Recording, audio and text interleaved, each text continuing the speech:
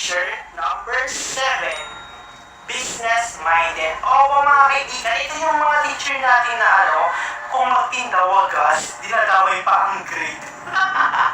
Oh my goodness, yung feeling na akala mo ay cellphone siya yung dual SIM, di ba? Teacher na, businesswoman pa, bongga, ikaw na!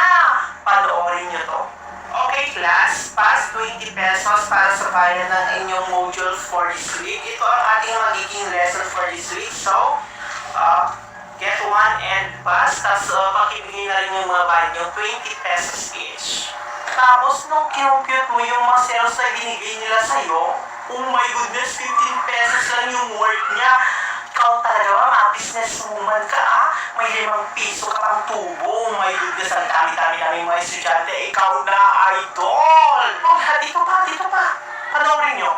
Class, kagabi, na-compute na ako ng mga grades nyo. Marami sa inyo ang bagsak.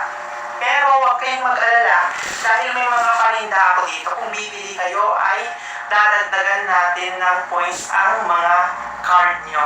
So dito, kanino to? O sa'yo, plus 2 diretso sa card. Ito, o sa'yo, plus 3 diretso sa card. O ito, may sabon dito. Baka may mga maglalabas sa inyo dyan pag uwi nyo. O ito sa inyo. O sige, plus 10 diretso sa card na yan.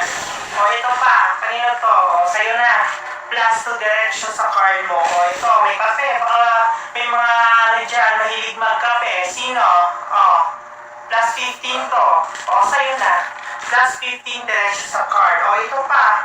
Ay, bakit dito? May goodness ito. Para hindi na ako mapagod na umuwi, bibibenta ko na rin itong timba. Sino? Plus 40 diretso sa card. Sige na, sino sa inyo? O, sa'yo na.